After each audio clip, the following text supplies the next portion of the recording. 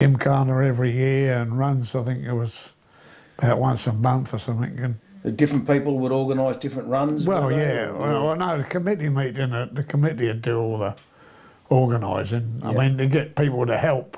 Yeah. Obviously, at a gymkhana, two blokes can't. No. They can organise it, but they can't do it all.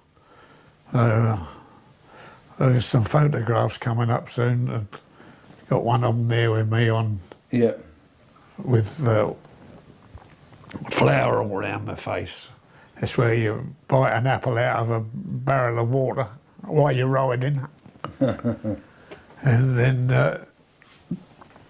you have to put it back in this barrel of flour. Yeah. And speaking of photographs, we'll have a quick look at a couple. That's a 1929 1200cc J model.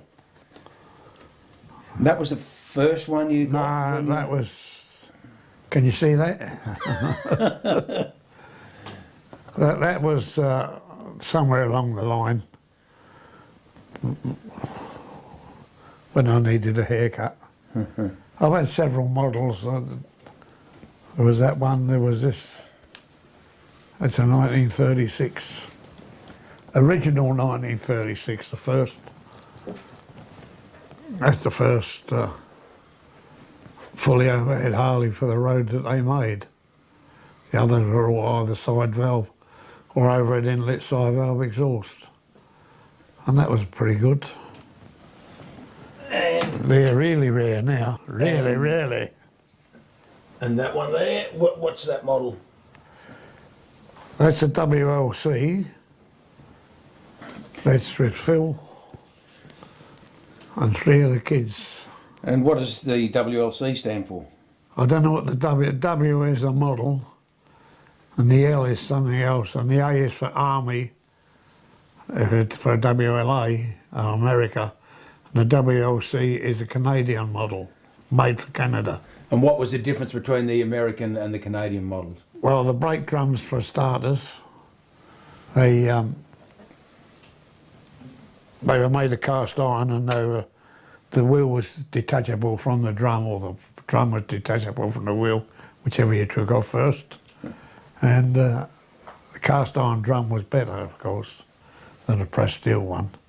Well, there was a war on. I mean, who was counting? Yeah. And the wheels were interchangeable? Yeah, the wheels were interchangeable. There's auxiliary clutch, hand clutch they had on them.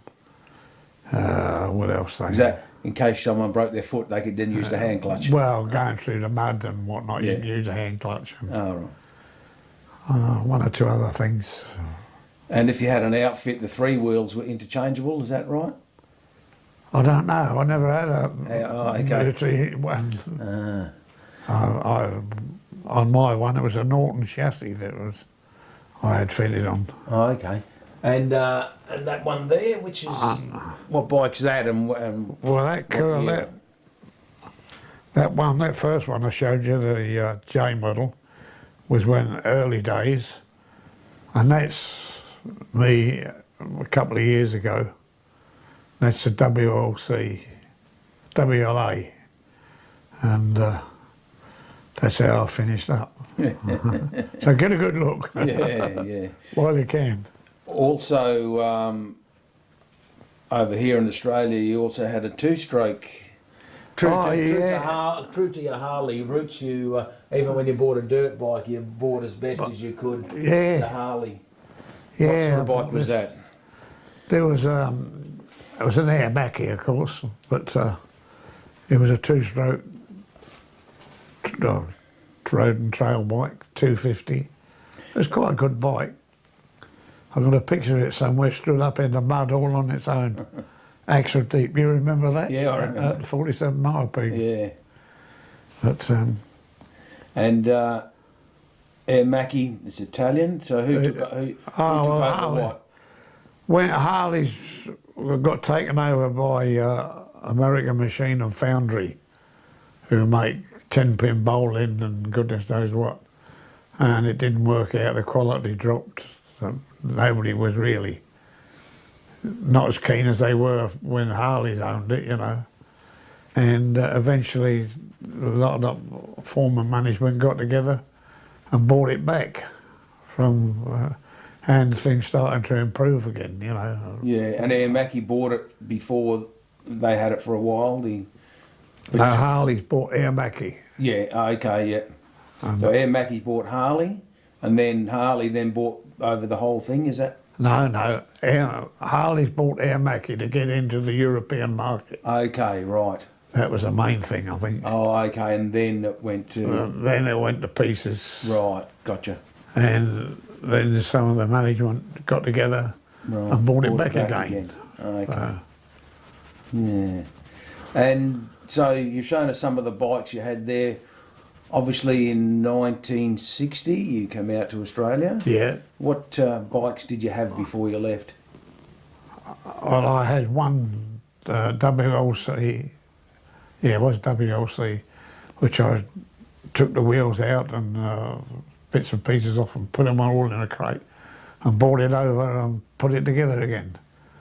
And I used it for work for, how far, about 30 miles each way for my first job. That was from Bullsbrook to Belmont, you know.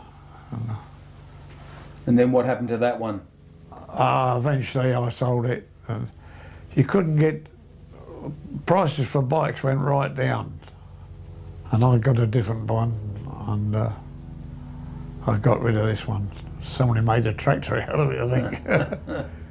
No, well he did, he made it into a three-wheeler, which was disappointing for me. But anyway, I joined the local Harley club, which wasn't a Harley club anymore. It had Harleys in it, but it was, you know, not a one make, it was just a motorbike social club that put on the biggest scramble in the state every year, the Harley Scramble. And after a few years I ran a trial for them up at York, and I was made a life member. So, I'm now a life member of 2 clubs, long-term member of one, and a fairly, well, 5-year member of another one. Work that out. Yeah. So when you came out, you enjoyed the Gymkhana thing back there, so you started riding trials in Australia? Yeah. I rode my Harley in the scrambles out here, in the club scrambles. Boy, that was hard. Hard work, eh? Yeah, well, against stuff with swinging arms and got whatnot, you know.